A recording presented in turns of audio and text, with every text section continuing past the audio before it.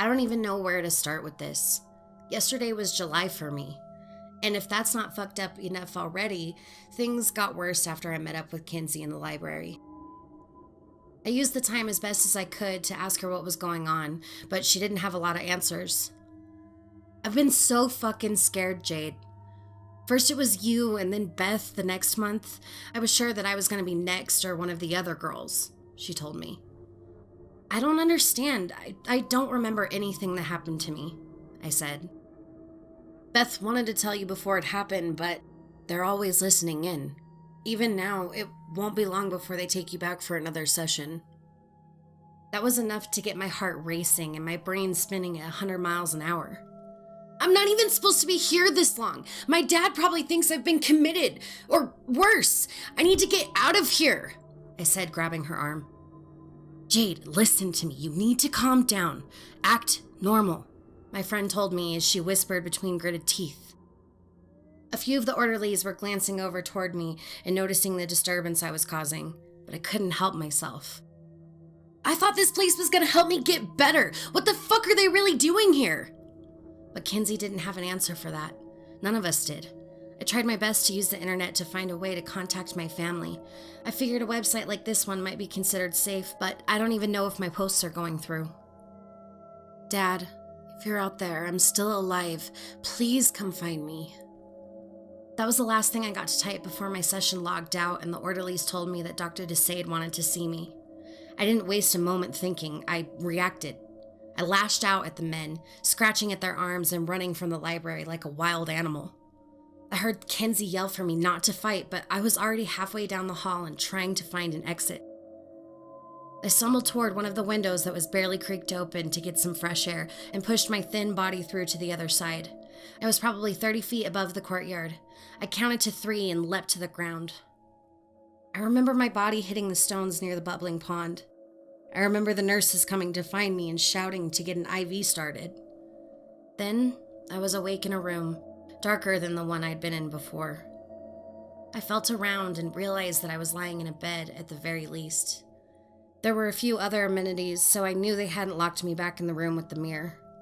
I even smelled warm food in front of me, but something about the whole setup made me feel physically disgusted.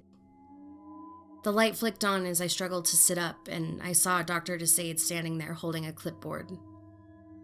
Jade, I'm glad to see you didn't hurt yourself, he said with a soft smile. Again, I reacted and tossed the tray towards the doctor, yelling at his face. Just what the fuck are you doing to me? I swear, as soon as I get out of here, I'm gonna report you to the Better Business Bureau, to CPS. Fuck, I will call the FBI on your ass. Marcus shielded himself as I kept spitting, and 2 orderlies rushed in to hold me down and give me another sedative. They counted backwards from 19. My world went dark again, right as the second man said 13. I think I was out for another few hours, disoriented and feeling thirsty. Dr. DeSade was sitting alongside me, his hand against my knee. Get the fuck off me! I screamed. I couldn't move. Then I realized my hands and feet were strapped down. The doctor removed his hand and wrote something down again, making me more infuriated than before. What the hell are you writing down? I asked him. I was making a note of your progress. A few hours ago you still had visible scarring from your fall, and now it appears to have healed completely, he said. I looked down at my skinny arms and realized he was right. What did you do to me? I asked. Jade, this is going to be hard for you to believe, but we are here to help you, Marcus said. And I'm supposed to believe that? You had me practically kidnapped, I screamed. Your father signed a medical waiver when he first admitted you here. We are acting within the rights of the law, the doctor countered. There can't possibly be anything legal about keeping me locked up for 3 months. Do you feel like you were deprived food or water? All your needs were met to the best of our ability, Marcus said. I literally pissed myself. Doesn't sound healthy to me, I countered. To be fair, you were given the opportunity to clean up. You simply didn't take it. I calmed down for a short moment as he stood up and added. That first session is always the hardest. But as time goes on, you will grow used to its power over you. "What the fuck is that thing?" I whispered as he prepared to leave. My mind was racing again, realizing that he fully intended for me to eventually go back to the mirror room. I wish I had the answer to that one, my dear. But one thing is for certain. The only reason you're still alive is because of it. Desade answered. I shivered uncontrollably for the rest of the night, trying to figure out a way out of this mess. During the night, the nurses would stop by and check my vitals, keeping me awake anyway. One man in particular, a tall brown-haired orderly, was coming by more often than most to take my blood pressure. "What's your problem?" I asked when he stopped by about 2 a.m. He reached into his pocket and took out a pen before scribbling something on his left palm. "Just following procedures," he replied as he leaned close and showed me the words he had scrawled quickly on his hand. "Help you." My eyes widened in confusion as he started to do my blood pressure again and wrote something else quickly, showing me at an angle where I assumed cameras couldn't see him. LVE B4 2 MRW 2P. It was a warning, but I had no idea why the stranger was helping me or how I was going to get out. Then it struck me as to what I could do when breakfast arrived.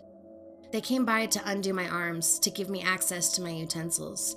Now all I needed was to loosen my feet. I hated to use the very disorder that got me in here in the first place, but my options were limited. I started to eat the food as fast as I could when the nurses left the room. My body has grown accustomed to self-starvation, so I knew what this was going to do to me. Sure enough, less than 20 minutes after eating, I felt the urge to vomit. I started throwing up all over myself as the orderlies rushed in to help me bend over the bed and let my leg straps loose for a moment. My mysterious contact was one of them, and he motioned toward his back pocket. In between vomiting, I could see his phone sticking out of his scrubs. In that split second, I smashed the food tray against the first one's head and got out of the bed, using the IV pole as a defense weapon to move out of the room before either of them could stand up. I used the pole to knock my helper unconscious and grabbed his smartphone from his pocket. I knew I didn't have much time. I was going to find my friends and get out of this madhouse. I tried to dial 911, but it kept getting a bad connection. Why the fuck had he given me a phone if I couldn't even use it? I hobbled along with the pole as the orderlies rushed to try to stop me. When I got to the first set of emergency exits, I slammed the doors shut and started to rip the IV from my arm.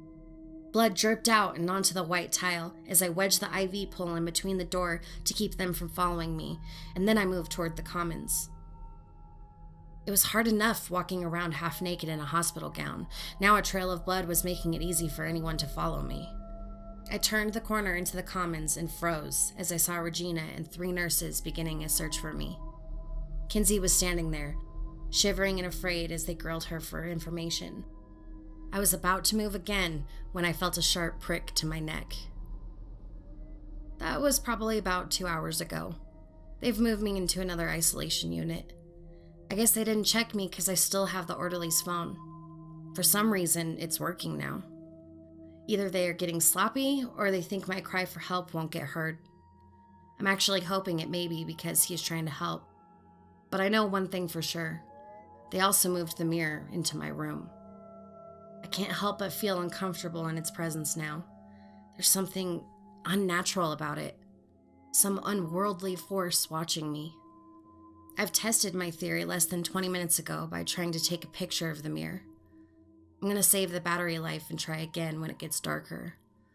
So far, though, all the images are coming up blank.